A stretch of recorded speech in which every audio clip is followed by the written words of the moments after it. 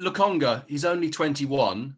What gives you the confidence that he is ready for a game like the North London Derby if he's picked? Well, he already played one. It was a friendly, but he played and he played really well. And that was one of the other days, because obviously when we analyzing, we already saw when we spoke to his previous coaches, we already got that feedback that he has a big personality to play under any game. He was already captain at Anderlecht. That doesn't happen by coincidence, and he's fully ready to play. Because I wanted to remind you, I know I like my history things. October 2002, you were only 20 years old when you played your first Old Firm derby and scored, I think, after 6 minutes. How did these senior players in the Rangers dressing room prepare you for that game? And how did you feel ahead of that game? Yeah, everybody talks, and everybody, when I was walking through Glasgow, he used to try to explain what they meant for our supporters and for the people and the manager at the time, and the players.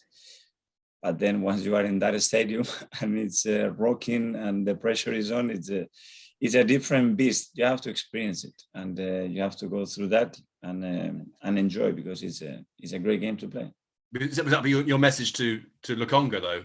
That's what he's got to do. He got to embrace. He knows what to expect. He played some big games as well in Belgium. That we are here and we believe that is it's always special. But down there he's played some big games, and we were trying to acknowledge him what he's going to try to find in that pitch. But he will be ready.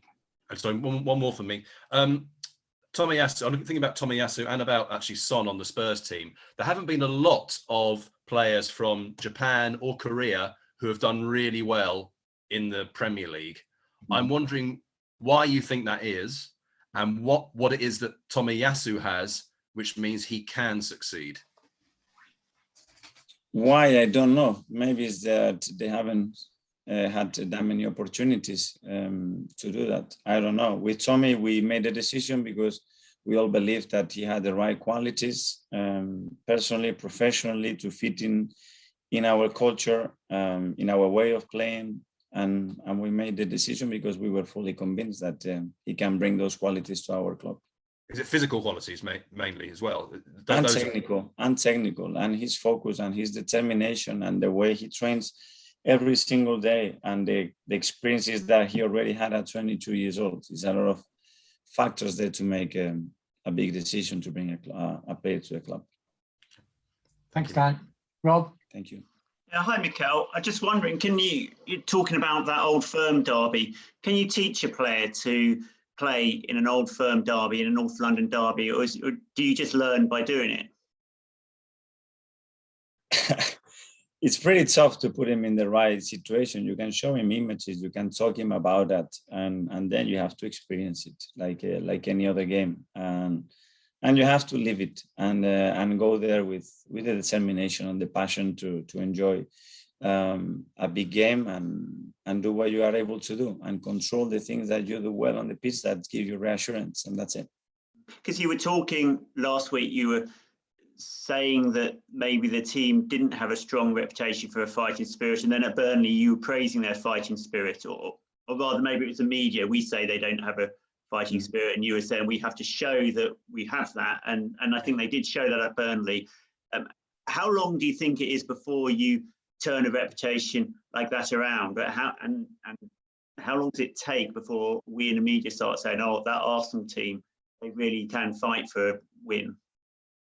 I think every time we are on the pitch, I think we have to do it for ourselves, because we know that it's a basic principle to compete in any game in the Premier League and to get the results that we want. And hopefully after, the people will get convinced that we are able to do that, and we've done it in the past since I've been here, in previous year with other managers, and that's it, and kept that belief that we are able to do it and become something normal. We were talking, it's an anniversary of Martin Keown's match up with Ruud van Nistelrooy at Manchester United at this time of year. And you remember great warriors like, obviously, Patrick Vieira, those reference points for this young team, the sort of when Arsenal were feared by other opponents, not just technically, but physically feared. Yeah, it's another generation of fantastic players that they created as well a history in those clashes. It was different, the way of acting, the way of relationship between players. It was phenomenal to watch. I didn't experience it, but it was phenomenal to watch from the outside, because it was all about passion and competing with each other. And can I just lastly Last ask one, you, last one, Bukayo Saka obviously came on in midweek and is looking good.